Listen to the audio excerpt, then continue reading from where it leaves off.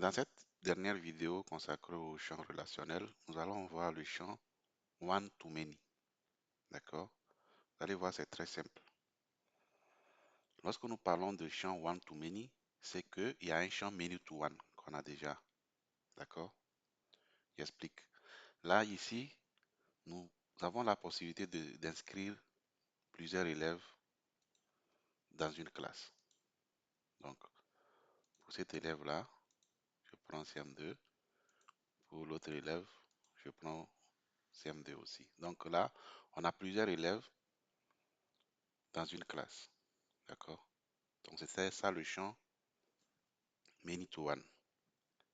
Maintenant, l'inverse, c'est quoi? C'est que je peux venir au niveau d'une classe et décider d'afficher ici la liste de tous les élèves qui sont inscrits dans cette classe-là. C'est ça le champ one to many. Et comment ça marche? Je viens dans mon code. Et ce que je vais faire, c'est d'aller au niveau du modèle classe. Je vais ajouter le champ là à ce niveau. Donc là, je vais créer le champ one to many. Et là, je vais dire ici student IDs, donc plusieurs élèves. Et vous allez voir ici les deux, euh, les deux guillemets ou bien les deux simple quotes. Ce que je vais faire, c'est quoi? Je vais venir au niveau de élève et copier le modèle. Je reviens au niveau de classe et je vais mettre ça à ce niveau-là. Donc, en premier paramètre, on a le modèle. Et en deuxième paramètre, on aura l'identifiant de l'élève. Qu'est-ce qui permet d'identifier un élève par rapport à une classe? D'accord?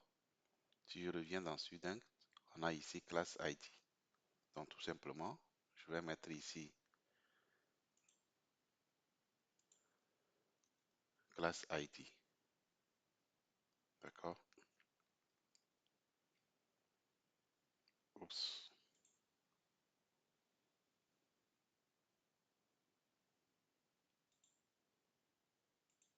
OK. Une fois que c'est fait, maintenant je peux retourner. Je peux redémarrer le serveur.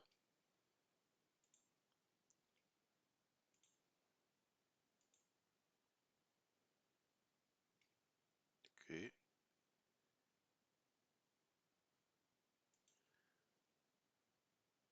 OK. J'ai oublié d'enregistrer. OK. Une fois que c'est enregistré maintenant, je vais redémarrer le serveur.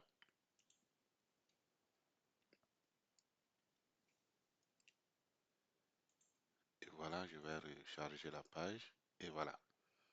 Donc là, ici, lorsqu'on inscrit les élèves dans une classe, on peut revenir au niveau de la classe et retrouver la liste des élèves qui sont inscrits au niveau de cette classe-là. Donc si je vais sur une autre classe, il n'y a qu'un élève. Ici, il y a deux élèves.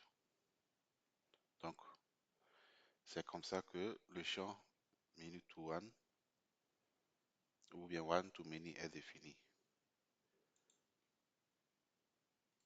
Et ce que vous allez constater, c'est qu'à partir d'ici, je peux créer un élève. D'accord? Je peux mettre ici un nom. D'accord? Le sexe, l'âge, et puis dire qu'il va suivre les cours d'anglais et les cours de mathématiques. Voilà. Et si je reviens ici, je vais retrouver mon élève avec ses matières. Et si je vais dans la classe, je peux retrouver Kofi dans la classe de CM1. Je vais faire un autre exemple. D'accord? Nous allons définir des notes pour un élève. D'accord? Et pour cela, je vais devoir créer un nouveau modèle, note. Et donc, je reviens dans mon code. Je vais créer un nouveau fichier que je vais appeler note. Ou bien student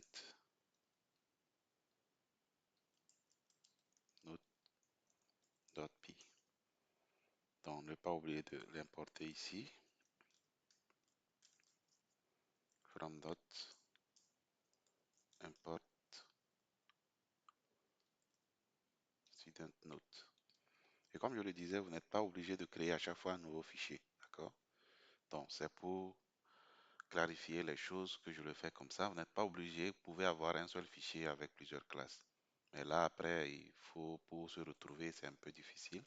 C'est pour ça qu'il faut bien structurer votre code en créant des fichiers bien distincts. OK.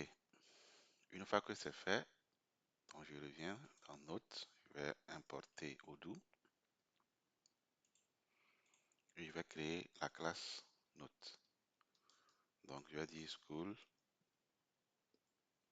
ou bien student note plutôt, student note, je vais mettre ici note de l'élève, d'accord, OK. Et on va dire que une note a un nom, ou plutôt une note concerne un cours, d'accord. Donc un champ many to one, d'accord, course ID.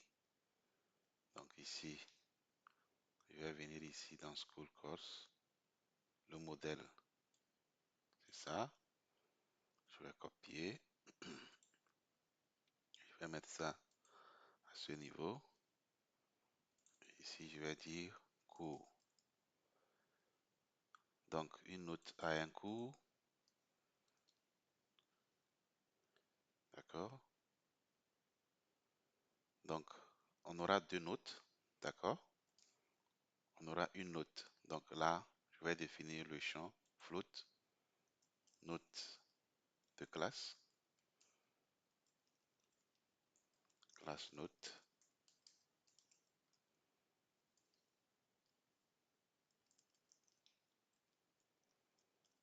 note de classe.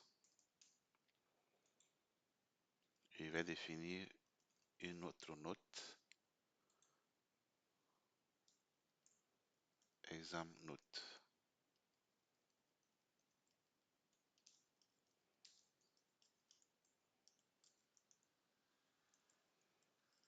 Note d'examen.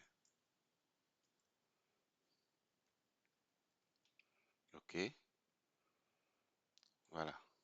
Donc, chaque élève aura deux notes pour chaque cours.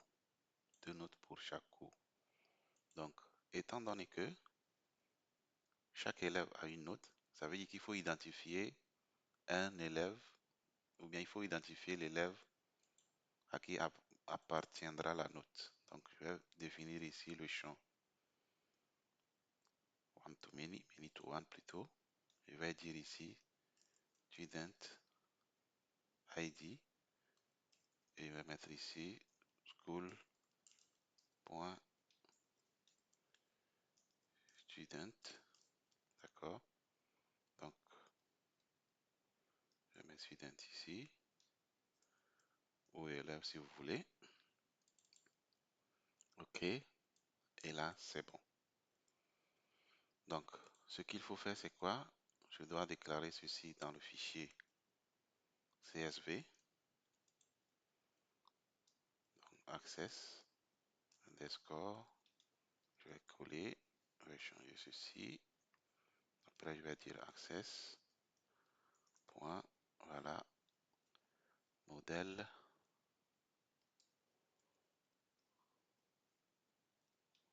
OK. Je vais changer ceci par underscore. Je vais mettre virgule, virgule.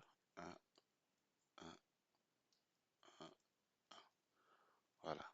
Donc, notre classe, notre modèle note est prêt. Maintenant, ce qu'il faut faire, c'est quoi? Il faut créer une vue pour les notes.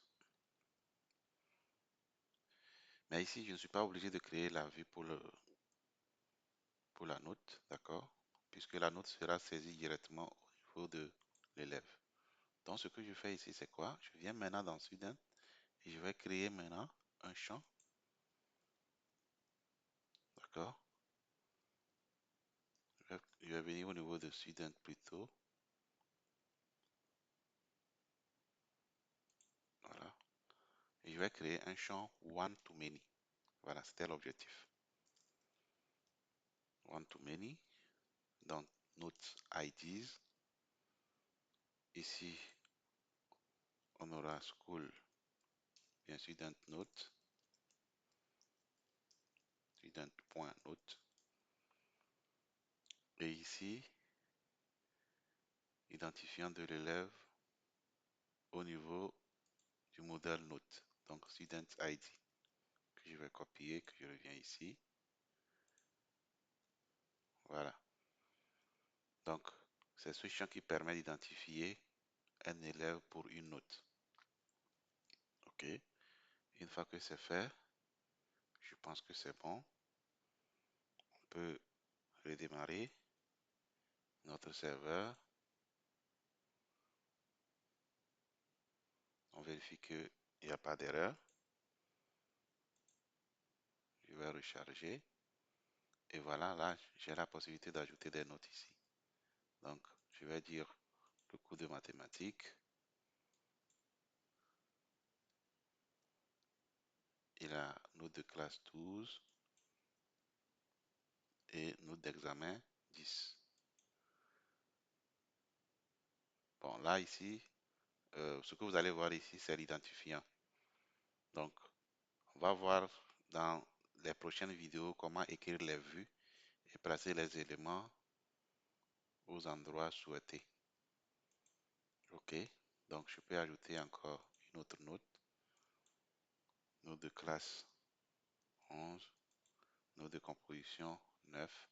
Vous allez voir qu'à chaque fois, il y a déjà le nom de l'élève ici. Puisque nous sommes sur l'élève, automatiquement, il a identifié à ce niveau. Voilà, là, nous avons deux notes ici. Donc, ce que je peux faire pour afficher, par exemple, le nom, le truc, je peux venir ici au niveau de notes. D'accord?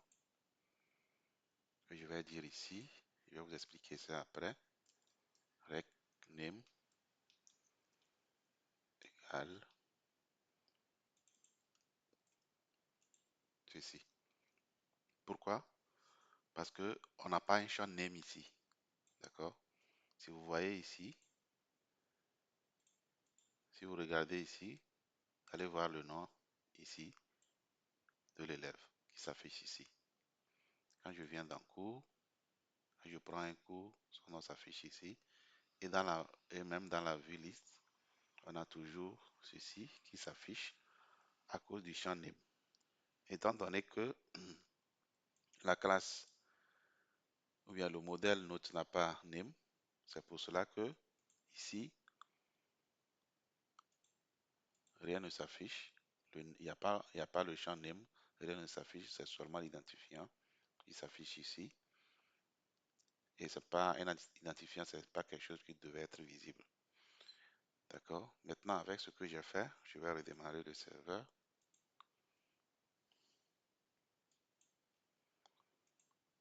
OK. Et là, maintenant, vous allez voir que quand je vais ajouter un cours, son nom s'affiche ici. Nous allons voir dans les prochaines vidéos comment écrire les vues et afficher les informations à souhait. Si vous avez des questions, n'hésitez pas à les poser dans les commentaires. N'oubliez surtout pas de vous abonner, d'aimer la vidéo si vous l'avez vraiment aimé. Ça encourage à continuer la formation.